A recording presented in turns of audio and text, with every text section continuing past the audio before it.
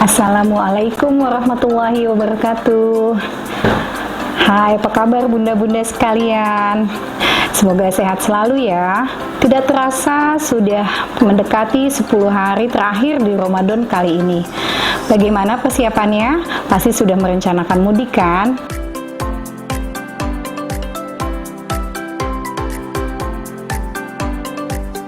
Ada beberapa tips yang bisa kami sampaikan untuk persiapan bunda mudik. Yang pasti, persiapan mudiknya ini diharapkan bunda sehat, bayi juga sehat, dan selamat sampai tujuan. Ada beberapa hal penting yang harus bunda perhatikan, yaitu mulai dari pemilihan kendaraan yang akan bunda gunakan untuk mudik nanti. Untuk usia kehamilan di atas 36 minggu, tidak disarankan ya bun untuk menaiki kendaraan, yaitu kendaraan udara tentunya. Biasanya beberapa maskapai penerbangan memberikan batasan usia kehamilan yang bisa ikut naik pesawat. Seperti itu ya bun. Untuk yang berikutnya yaitu kendaraan darat. Ada beberapa pilihan yang bisa bunda pilih, yaitu dari kereta api, kemudian ada bis, dan juga ada mobil pribadi. Yang paling direkomendasikan sebenarnya mobil pribadi, karena bunda bisa berhenti di mana saja saat bunda membutuhkan. Untuk kegiatan yang lainnya seperti tidak disarankan menahan buang air kecil. Pada usia kehamilan di atas 28 minggu, biasanya bunda jadi lebih sering buang air kecil. Bunda harus bisa menyesuaikan kendaraan mana yang bisa bunda pakai demi kenyamanan dan juga tentunya kesehatan bunda. Tak lupa juga gunakan pakaian yang nyaman, karena kita tidak pernah tahu situasi dan kondisi selama di perjalanan. Bisa jadi bunda terhambat dengan macet yang berkepanjangan. Nah, itu sangat membutuhkan pakaian yang nyaman untuk menghindari dehidrasi ya bun. Yang nggak kalah pentingnya, sebaiknya sebelum bunda mudik, bunda tuh harus cek dulu ke dokter atau ke bidan yang biasa bunda kunjungi. Kenapa? Supaya bunda tuh punya kepastian tentang kondisi terakhir sebelum mudik.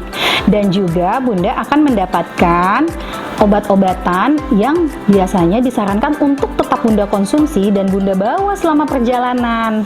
Seperti itu ya bun, itu yang paling utama. Jangan lupa sampai di tempat tujuan, bunda harus segera menyesuaikan, tidak menahan lapar, tidak menahan haus. Jadi pada beberapa kondisi dengan rute perjalanan yang cukup jauh, biasanya bunda disarankan untuk tidak berpuasa demi kebaikan bayi dan bunda sendiri.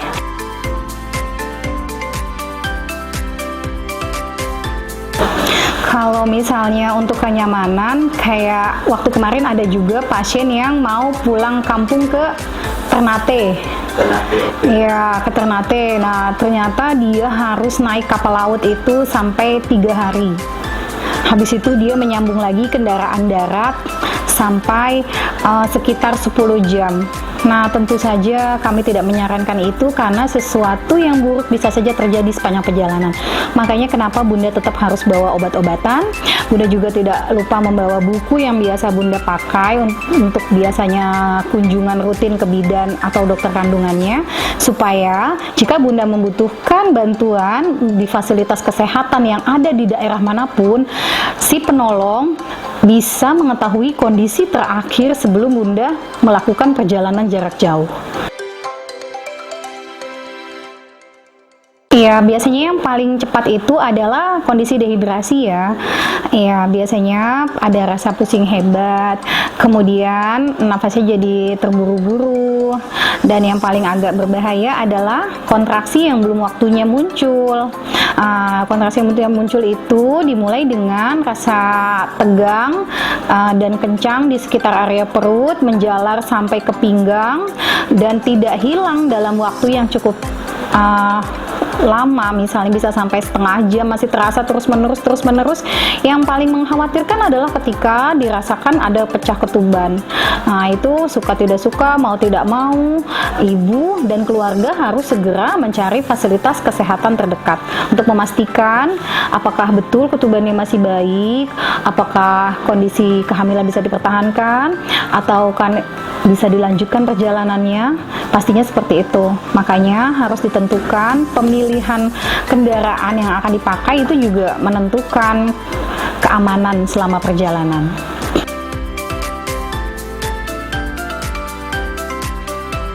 Sekarang kan zamannya udah canggih ya. Nah, rute perjalanan yang akan kita tempuh, kita bisa mengetahui ada titik-titik mana tuh pelayanan kesehatan terdekat yang akan kita lalui. Nah, dari situ kita bisa menentukan kalau kita udah melewati satu titik berarti aman, kita bisa lanjut. Nah, terus untuk titik berikutnya kita bisa aman, kita bisa lanjut. Nah, yang paling penting saat ini adalah kebanyakan ibu hamil sudah mempunyai kartu jaminan kesehatan, yaitu kartu BPJS. Berarti ada baiknya kartu BPJS itu selalu dibawa untuk memastikan di mana saja bisa dilayani dengan kondisi kegawat daruratan tadi.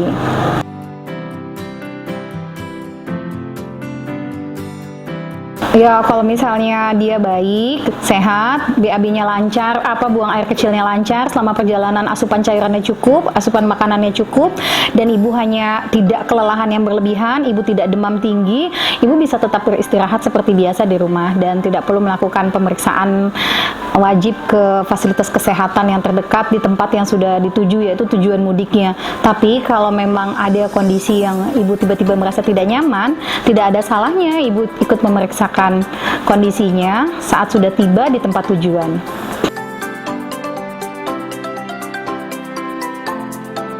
Kita biasanya memberikan peringatan aja untuk ibu tidak menahan buang air kecil, berarti ibu harus mencukupi kebutuhan cairan, karena itu sangat-sangat penting sekali untuk ibu juga untuk kehamilannya. Begitu. Jadi kalau misalnya obat tambahan biasanya nggak ada yang spesifik selama ibu tidak mengalami kondisi mual muntah, atau ibu punya riwayat alergi, atau ibu sedang sakit atau batuk dan lain sebagainya. Biasanya tidak ada obat tambahan, cukup vitamin, multivitamin atau kalsium, juga susu ya biasanya tambahannya untuk selama perjalanan sampai tempat tujuan, karena ibu hamil adalah ibu yang sehat. Kondisi kehamilan itu adalah kondisi yang hebat, yang sehat. Ibu hanya perlu menjaga saat ada perubahan tempat, perubahan situasi, perubahan kondisi yang biasanya istirahat di rumah, sekarang harus di perjalanan. Pasti butuh penyesuaian. Nah, dari situ kita butuh persiapan. Sebenarnya itu aja.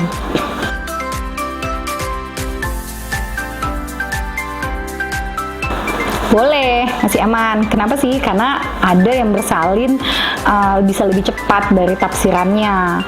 Ada yang bisa bersalin itu di usia 37 minggu. Ada yang bisa bersalin malah lebih cepat lagi. Nah, jadi kan itu berarti di luar prediksi kan persalinannya.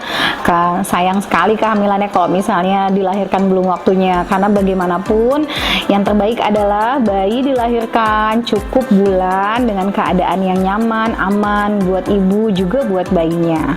Seperti itu. Jadi lakukan perjalanan mudik dengan sangat aman, dengan banyak pertimbangan dan juga persiapan.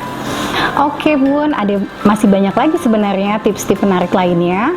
Sementara itu dulu, semoga apa yang kami sampaikan bermanfaat, dan selamat mudik sampai di kampung halaman, bertemu sanak saudara, dan bisa merayakan Idul Fitri bersama dengan keadaan yang terbaik, sehat bunda dan juga bayinya. Sampai jumpa. Perkenalkan, nama saya Bidandia Wulandari.